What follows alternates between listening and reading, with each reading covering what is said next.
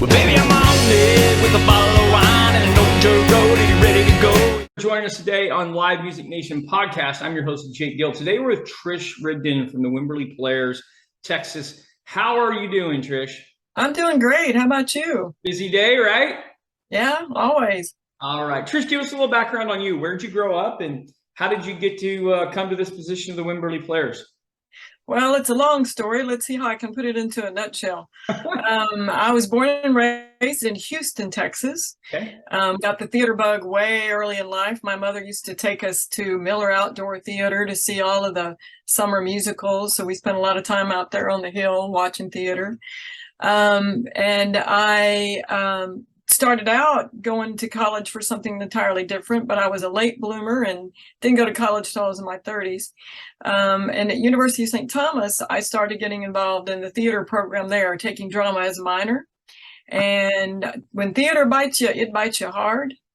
And it well, baby, I'm on it with a bottle of wine and an old Joe Road, ready to go. Went on to University of Houston, got a master's degree there.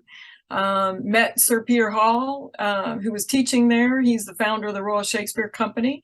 Wound up working with him for about 5 years as his associate director. At the same time, I was the director of theater at Rice University. So I was going back and forth between Houston and the UK. Okay. And so that went along for quite a while. And then my husband and I started thinking about where would we like to go when we retired. And, we spend all our lives in theaters, dark theaters with no windows, and we gravitated toward nature. So we started looking in the hill country, mountains. We thought about the mountains, but it snows there out here. Yep. And I'm not into the, driving in the snow and the ice.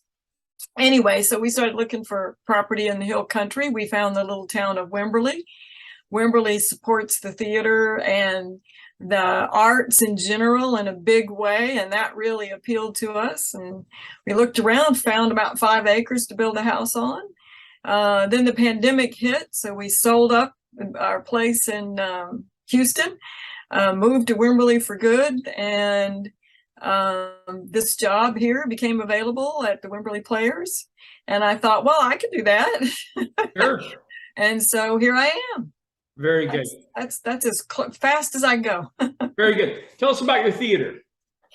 The Wimberley Players is the oldest nonprofit organization in Wimberley. Okay. It's been here since the 70s. They moved into this building that we're in right now, which is at 450 Old Kyle Road, just east of the Wimberley Square, in 2006. So they've been here for a hot minute. Okay. And primarily we present live theater productions, 5 a year. 4 of those are going to be straight plays. Okay. At least one of them is always going to be a musical. Okay. And we also do films inside the theater and outdoors in the parking lot. As a matter of fact, we got a Rocky Horror Picture Show coming up on October the 15th. Last year, we enjoyed that so much, and 150 of our friends joined us, so we're going to do it again. And then we also occasionally have live concerts. We tend to book local bands for the most part. We've done the bands inside in our 108-seat theater. We've also done them outdoors where we can get at least 250 people out there. Very cool. So it's broad. We have classes for people who are interested in learning how to act. And, we're a community theater, so we operate primarily with volunteers. Mm-hmm. So anybody who wants to learn how theater is put together, wants to be a part of our set crew or our lighting crew or our costume crew, everybody's welcome. And if you don't know how, we will teach you how. Yeah, there you go. Trish, you mentioned that the theater bug bit you. What is it about live performance that sucked you in? I think it's because it's ever changing. There is no 2 days that are alike. There are no 2 shows that are alike. If you like solving problems creatively, it's a great outlet for that. And I think it's the constant challenge. you're constantly being challenged intellectually and physically, and it's a great deal of fun. It's when you get involved in theater, every company that you're involved with becomes like a family. And when I say company, I mean the actors and the designers and the technicians for that particular show becomes like a family. And I was involved in professional theater have been involved in professional theater for over 30 years, in addition to being at this community theater here. And you run into each other all over the place, all over the country, across the pond. And there's also a sense of every theater has certain physical elements about it that are all the same. And so you always feel at home wherever you are. So I think that's what I think it's a community. It's a place to belong. I think you're muted. Yep, I was. As a fan of the theater arts, or really performance arts in general, as an observer, what is it? Why do you think live performance is so essential? I think in a way that film can't be, there is a real connection with the audience, and it is palatable. You can feel it. The actors will tell you that when the audience is with them, it gives them energy. And you can actually feel that energy flow back and forth between you. And I think there's no two performances are going to be exactly the same. Correct. And you could see the same play done by several different theater companies, and it's going to be different at every single place. Once a film is done and it's set down on, and it's finalized, that's it. That's all there is. It's always going to be that way. And you never know what's going to happen in theater. There could be some excitement because something goes wrong and you got to see people live and in the moment try to fix it. But then there's also the element of surprise in that actors on that stage have to live in that moment night after night after night, and they have to take that journey. Oh, for sure. Yeah, absolutely. Night after night after night. Absolutely. And so that real live essence of following a story, following a journey, following a character's arc night after night, or even just the one night that you do it, you just can't repeat that anywhere else. Yeah, I love film as much as anybody, but that live theater interaction, that's what really does it for me. For sure. Absolutely. Okay, let's have fun with the last couple of questions here. What is your favorite all-time production ever? Of mine? Nope, ever that you've seen. Ever that I've seen.